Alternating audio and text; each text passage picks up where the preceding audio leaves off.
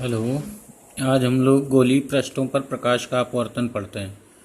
तो सबसे पहले हम लोग अवतल गोलीय पृष्ठ पर प्रकाश का अपवर्तन पढ़ते हैं। तो इसमें ये इम्पॉर्टेंट है, बोर्ड में बहुत पूछा जाता है, तो इसलिए इसको समझ लीजिए ढंग से। तो इसमें ये मैंने अवतल गोलीय पृष्ठ SPS डैश बनाया हुआ है, तो इसके बारे में लिखा जाता है। तो लिख इस तरह देते हैं, माना SPS डैश एक अवतल गोलीय पृष्ठ है जिसके बाईं ओर विरल माध्यम है और दाहिनी ओर सघन माध्यम है। विरल माध्यम का निरपेक्ष अपवर्तनांक n1 है और दाहिनी ओर सघन माध्यम का निरपेक्ष अपवर्तनांक n2 है। इसका ध्रुव P है और इसका वक्रता केंद्र C है। इसकी मुख्य अक्ष पर एक बिंदुनुमा वस्तु O रखी है जिससे चलने वाली प्रकाश किरणें अपवर्तन के पश्चात बिंदु I से आती हुई प्रतीत होती हैं। अतः O का प्रतिबिंब गोलीय पृष्ठ SPS डैश द्वारा I पर बनता है। अब इसको प्रतिबिंब का बनना भी समझ लीजिए, उस तरह प्रतिबिंब बनाएंगे। तो यहाँ से ये बिंदुनुमा वस्तु O हो गई। O से दो किरणें चलाएंगे, एक यहाँ पर, एक तो मुख्य अक्ष के अनुदिश चलाएंगे OP किरण, तो बिंदु P पर लंबवत टकराएगी तो बिना विचलित हुए दूसरे माध्यम में सीधे चली जाएगी। दूसरी किरण को हम लोग बनाएंगे O से A पर लाएंगे। तो O से जब A पर लाएंगे, A पर अभिलंब खींचेंगे। अभिलंब खींचने के लिए बिंदु A को डॉट डॉट करके वक्रता त्रिज्या से ऐसे वक्रता केंद्र से मिला लेंगे। ये अभिलंब हो गया। अब प्रकाश किरण जब विरल माध्यम से किसी सघन माध्यम में जाती तो अभिलंब की ओर थोड़ा झुक जाती। तो ये जो प्रकाश किरण OA है, इसको हल्का सा अंदर को झुका देंगे AB दिशा में। अब जब अंदर झुका देंगे तो ये और ये किरण, ये हो गई एक अपवर्तित किरण, एक अपवर्तित किरण ये हो गई। तो जब उधर को झुक जाएगी तो ये दोनों मिलेंगी नहीं, तो इधर नहीं मिलेंगी, तो बैक करेंगे इसको। तो इस अपवर्तित किरण को डॉट डॉट डॉट करके बैक लाएंगे तो I पर आएगी। और इसको ये इधर बनी तो दोनों अपवर्तित किरणें, ये AB और ये जो जा रही है, ये दोनों बैक करने पर I पर मिलेंगे। इस प्रकार O का प्रतिबिंब I पर बना दिया जाता है। तो ये है प्रतिबिंब का बनाना। अब हम लोग इसके लिए अपवर्तन का सूत्र पढ़ते हैं। तो अब हम लोग यहाँ पर ये मान लेते हैं कि माना आपतित प्रकाश किरण मुख्य अक्ष से अल्फा कोण बनाती है। अपवर्तित प्रकाश किरण, ये जो IA है, मुख्य अक्ष से बीटा कोण बनाती है। और अविलंब जो CA है, CA अविलंब है, वो मुख्य अक्ष से गामा कोण बनाता है। तो ये लिख दिया जाता है। अब हम लोग त्रिभुज OAC में देखेंगे। OAC में देखेंगे तो ये जो गामा कोण है वो अल्फा और इस I कोण का बहिष्कोण है। I आपतन कोण है। आपतन कोण आपतित किरण और अवलंब के बीच बनता है, तो इसको I लिख लेते हैं यहाँ पर। और अपवर्तित किरण और अवलंब के बीच का कोण R बनता है, तो ये यहाँ R है तो यहाँ भी R होगा, क्योंकि ये वाली किरण अपवर्तित किरण है और ये अवलंब है, तो यहाँ कोण R बना लिया जाता है। ये छोटा सा R दिखाया गया। तो यहाँ पर ये बहिष्कोण है, तो यहाँ पर हो जाएगा ये दोनों का योग इसके बराबर होगा। तो अल्फा प्लस I बराबर गामा, इससे I निकाल लेंगे, आपतन कोण I, गामा माइनस अल्फा हो जाएगा। इसी प्रकार त्रिभुज IAC में देखेंगे तो IAC में जब देखेंगे तो बीटा और R मिलकर गामा बनाएंगे, तो बीटा प्लस R बराबर गामा हो जाएगा। तो इससे R निकाल लेंगे, R बराबर गामा माइनस बीटा। अब स्नेल के नियम से साइन I बटे साइन R बराबर हो जाएगा n2 बटे n1। जहाँ प्रकाश किरण जाती है जिस माध्यम में, उसका निरपेक्ष अपवर्तनांक ऊपर लिखा जाता है, जहाँ से चलती है उसका नीचे। तो sine I upon sine R बराबर लिख देंगे n2 बटे n1। अब ये मान लिया जाता है कि यदि गोलीय पृष्ठ का द्वारक छोटा हो, यानी ये जो व्यास है S से S डैश तक ये कम हो, तो बिंदु A ध्रुव P के समीप होगा। ये जो बिंदु A है ये ध्रुव P के पास में आ जाएगा। तो ये जो कोण I व R है ये छोटे हो जाएंगे, I व R छोटे हो जाएंगे। यदि इन कोणों को रेडियन में मापा जाए तो साइन I की जगह I लिख देते हैं और साइन R की जगह R लिख देते हैं। तो यहाँ पर हम सब साइन I की जगह I लिख देंगे और साइन R की जगह R लिख देंगे, तो आ जाएगा I अपान R बराबर n2 बटे n1। इसका मल्टीप्लाई हो जाएगा तिरक, तो I n1 is equal I R into n2।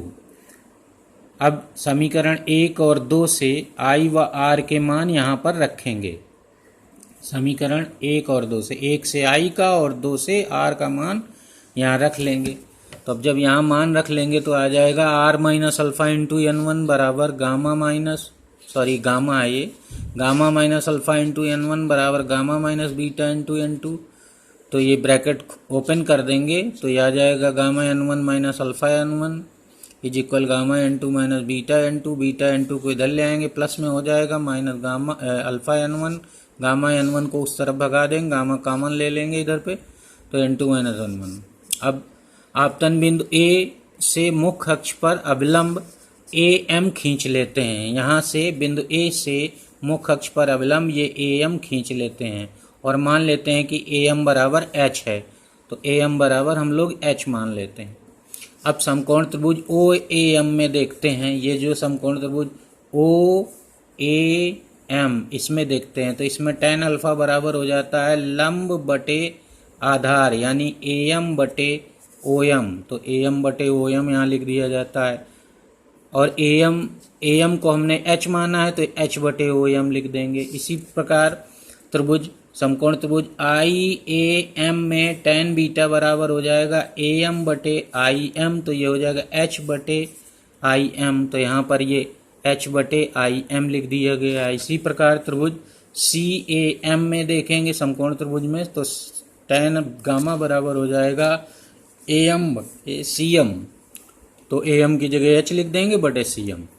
अब हम लोगों ने यहाँ पर I व R छोटे लिए गए हैं अतः अल्फा बीटा गामा भी छोटे होंगे और बिंदु M P के संपाती होगा। तो ये जो जब अल्फा बीटा गामा छोटे होंगे, बिंदु A यहाँ पर आएगा तो यहाँ से जब अवलंब नीचे डालेंगे तो ये जो बिंदु M है वो P पर मिलेगा, यानी ये जो डिस्टेंसेज हैं OM वो OP बन जाएंगी, IM IP बन जाएगी और CM CP बन जाएगी। तो यहाँ पर ये बना दिया जाता है। और अल्फा बीटा गामा छोटे हो जाने पर tan अल्फा की जगह अल्फा लिख लिया जाता है, tan बीटा की जगह बीटा, tan गामा की जगह गामा, और ये OM OP IM IP CM CP हो जाएगा। तो tan अल्फा इक्वल हो जाएगा H अपान OP, बीटा में H अपान IP और गामा में H अपान CP।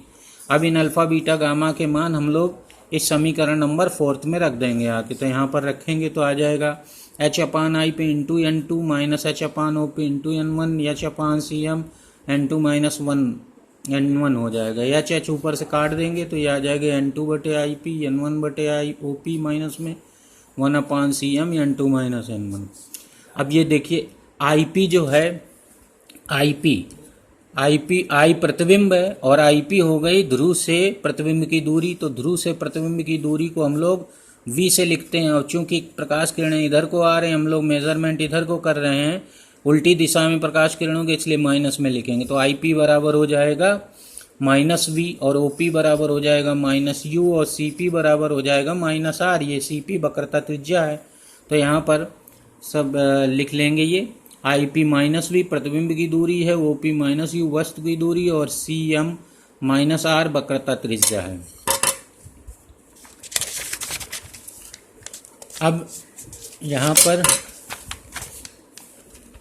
इनके मान रख देंगे, तो मान जब रखेंगे तो आ जाएगा N2 बटे माइनस N2 बटे V और ये माइनस माइनस प्लस हो जाएगा N1 बटे U is equal minus 1 upon R। N2 minus N1 minus से अगर गुणा कर देंगे तो आ जाएगा यहाँ पर N2 upon V minus N1 upon U is equal N2 minus N1 upon R। ये नीचे आ जाएगा, ये प्लस हो जाएगा, ये प्लस माइनस हो जाएगी, ये प्लस हो जाएगी। तो ये सूत्र निकल आता है, अवतल गोलीय पृष्ठ पर अपवर्तन का सूत्र होता है ये। अब इस सूत्र में देखते हैं कि यहाँ पर हम लोग प्रतिबिंब की स्थिति को प्रतिबिंब की स्थिति ज्ञात करने के लिए V ज्ञात करते हैं। तो यहाँ पर V का मान कोण अल्फा पर निर्भर नहीं करता, यहाँ पर सूत्र में अल्फा नहीं आया है। इसका मतलब ये हुआ कि वस्तु O से चलने वाली प्रत्येक किरण, अल्फा का मान कुछ भी हो, चाहे जो किरणें चलें O से, V का मान समान होगा, सबके लिए V का मान समान होगा, अर्थात O का प्रतिबिंब बिंदु I पर बनेगा। तो O से चलने वाली समस्त किरणें अपवर्तन के पश्चात बिंदु I से ही आती हुई प्रतीत होती हैं, अतः O का केवल एक ही प्रतिबिंब I पर बन जाता है। और चूंकि किरणें आती हुई प्रतीत हो रही हैं I से, इसलिए प्रतिबिंब आभासी होगा। तो ये I पर जो बना प्रतिबिंब है वो आभासी होता है। अब यहाँ पर ये जो r की वैल्यू है, जब हम कैलकुलेशन करेंगे r को ऋण में रखेंगे, क्योंकि यहाँ पर अवतल गोलीय पृष्ठ लिया गया है तो इसमें r का मान नेगेटिव होगा, तो r ऋणात्मक होता है। अतः u के ऋणात्मक मान के लिए v हमेशा ऋणात्मक होगा, अर्थात प्रतिबिंब भी उसी ओर प्रथम माध्यम में ही बनेगा, ये प्रथम माध्यम में बनेगा और हमेशा आभासी होगा। अब यदि हम ये मान लें कि दूसरे माध्यम का अपवर्तनांक पहले माध्यम के सापेक्ष n हो, तो हम लोग जानते हैं कि n बराबर n2/n1 लिख सकते हैं। तो जब n2/n1 यहाँ लिख देंगे तो यहाँ पर हम लोग ये जो फार्मूला बना है, यहाँ पर n1 से अगर डिवाइड कर लें तो n2/n1 यहाँ n आ जाएगा, यहाँ कट जाएगा, और n2/n1 यहाँ n आ जाएगा, यहाँ फिर कट जाएगा। तो इस तरह से फार्मूला हमारा बन जाएगा n/v - 1/u बराबर n-1/r। तो ये इस तरह से फार्मूला बन जाता है। और यहाँ पर यदि s' के बाईं ओर वायु व दाईं ओर कांच मान लें कि बाईं ओर वायु है और दाहिनी ओर कांच, यानी गोलीय पृष्ठ जो s' है उसके बाईं ओर वायु और दाहिनी ओर कांच है, और कांच का निरपेक्ष अपवर्तनांक Ang है। तो यहाँ n जहाँ जहाँ फार्मूले में लिखा है वहाँ पर Ang लिख सकते हैं। वायु से किरणें अगर कांच में जा रही हों तो Ang/v - 1/u = Ang - 1/r। तो ये फार्मूला आ जाता है अवतल गोलीय पृष्ठ के लिए अपवर्तन का सूत्र।